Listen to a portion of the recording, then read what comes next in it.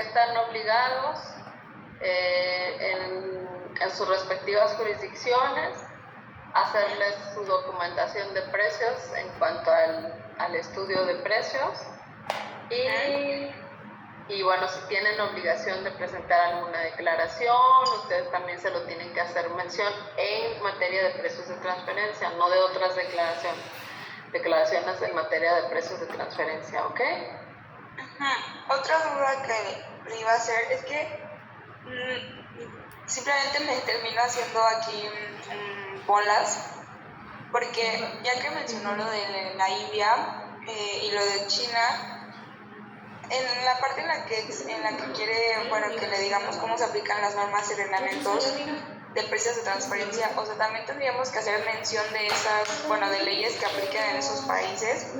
O sea, supongo que no nos vamos a enfocar como tal, pero sí como igual tipo dar recomendaciones o algo así.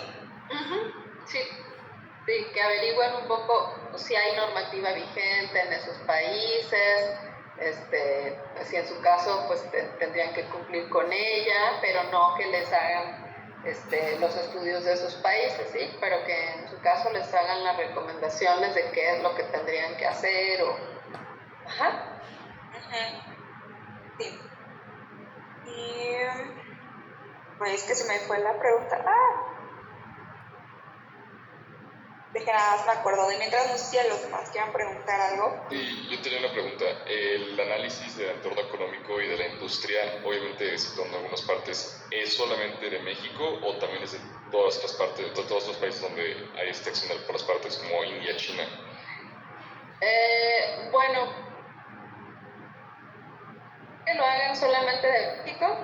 Lo que sí les pido es que las recomendaciones de la normativa sí les hagan recomendaciones de lo que investiguen de los otros países, ¿sale? Como solamente poner como un side note ahí como para que se apoyen, o no entiendo muy bien.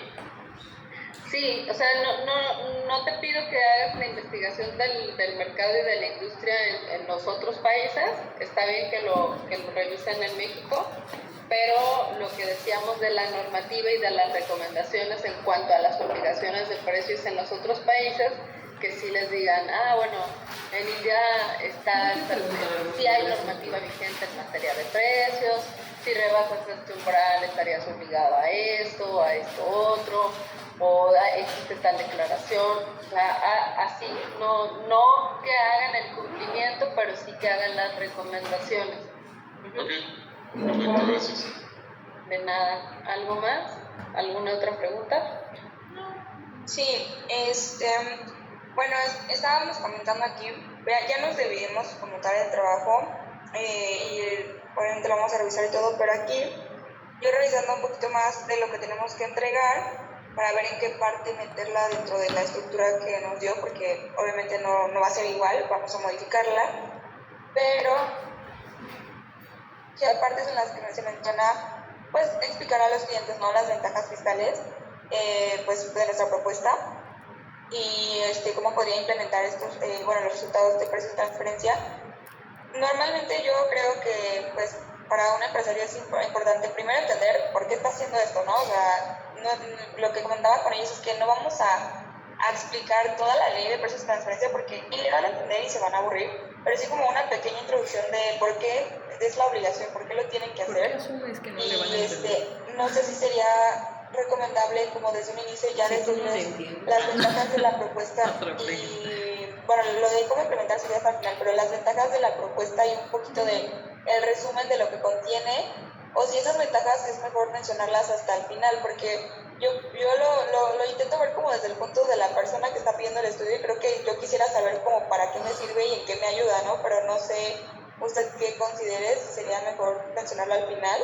Ok, acuérdate que el estudio contiene lo que dice la ley, pero no nada más el caso te está pidiendo que hagas el estudio, el caso te está pidiendo todo lo que estás comentando. Pero a mí casi pero no me tú quedó no nada bonita. más vas a hacer un estudio, tú vas a hacer una presentación ejecutiva ante el cliente, ¿sí?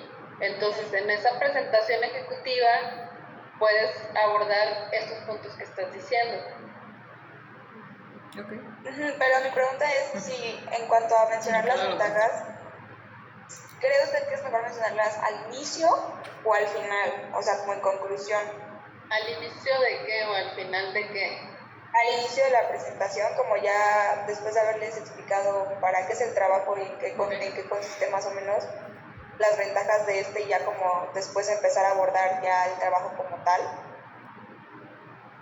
Pues yo creo que al inicio vas a explicar de qué se trata y después ya le dices cuál es la ventaja, ¿no? O sea, si dices la ventaja, pues ya para qué le explicas de qué se trata. Ok. Entonces, o sea, primero tienes que, pues sí, como darle una breve introducción, engancharlo y entonces ya explicas cuáles son los beneficios de lo que les vas a recomendar, ¿no? Ok. Pero sí, es que como decías también que veías el formato que les mandé y que obviamente lo iban a cambiar.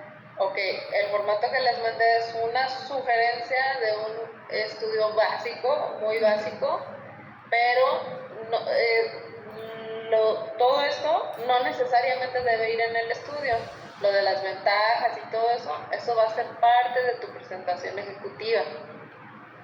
Es que las ventajas las pide en el archivo Word que mandó, en tu asignación, viene como lo que debemos abordar en la presentación, o sea, eso sí viene, pero yo quería saber nada más como qué le parecía mejor, ¿no? Si mencionarlo al inicio o al final, porque no me decidía si meterlo como en conclusiones o en introducción, por eso le preguntaba, pero ya con lo que me dijo, pues ya más o menos sé dónde la voy a meter. Y lo que quería saber también es, en resumen del análisis realizado, pues supongo que es como tal el resumen del trabajo, ¿no? Sí, de tus análisis económicos que vas a hacer, donde apliques los métodos, donde digas tus conclusiones, de qué encontraste derivado de aplicar tal o cual metodología. Ok.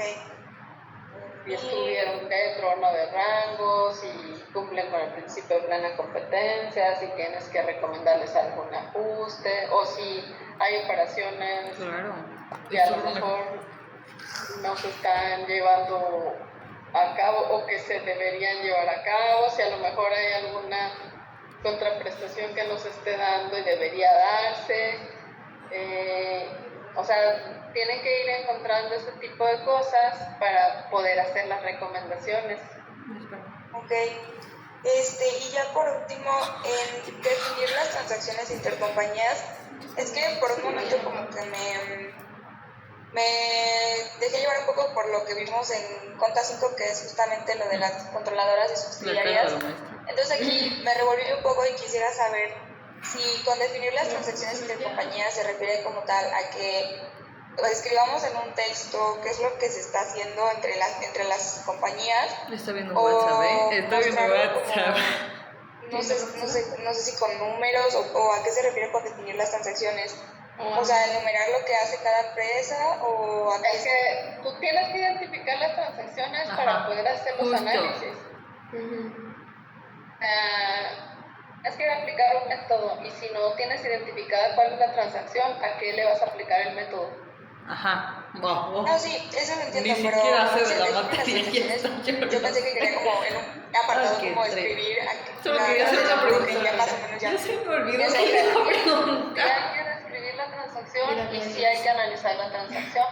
Entonces tienes que decir, a ver, hay transacciones de, no sé, de compras, de ventas, de intangibles, de servicios, en qué consiste según lo que te está describiendo el caso.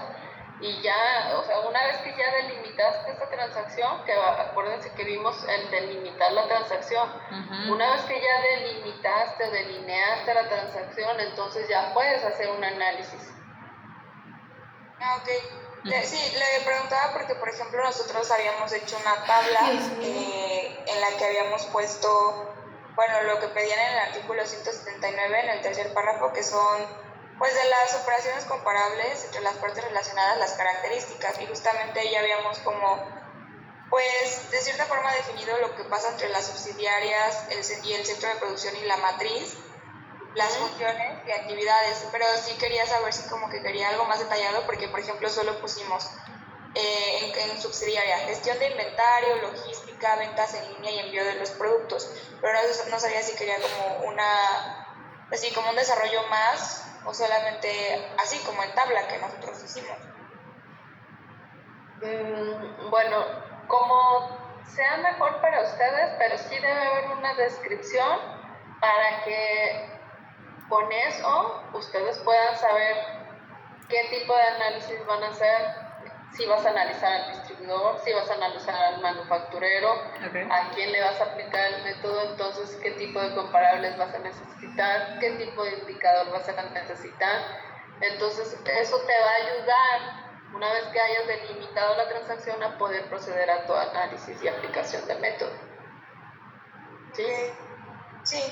Y si se te facilita en tabla, si se te facilita en narración, como ustedes lo consideren pertinente, ¿sí? Nada más acuérdate que hay una sección que es donde vas a tener análisis, funciones, activos y riesgos, y otra donde aplicas método, que es el análisis económico. Entonces, en una es descriptivo, cualitativo, en otra es ya aplicar los números, aplicar los métodos.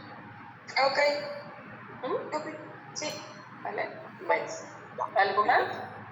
No, ya serían todas mis preguntas. No sé si alguien más vaya a preguntar algo. Profesora, bueno, yo tengo una duda. Entonces, en el entregable sí podemos explayarnos más, ¿no? Y ya en el resumen, por así decirlo, ejecutivo, ya es lo más resumido, ¿no? Para el cliente. Sí, en el resumen, en su presentación, ustedes van a tener media hora para exponer sus conclusiones, sus hallazgos, todo lo que ustedes le quieran hacer saber al cliente, van a tener esa media hora. Entonces, preparen su material conforme a ese tiempo. ¿Sí? Ok. Gracias, profesora. De nada.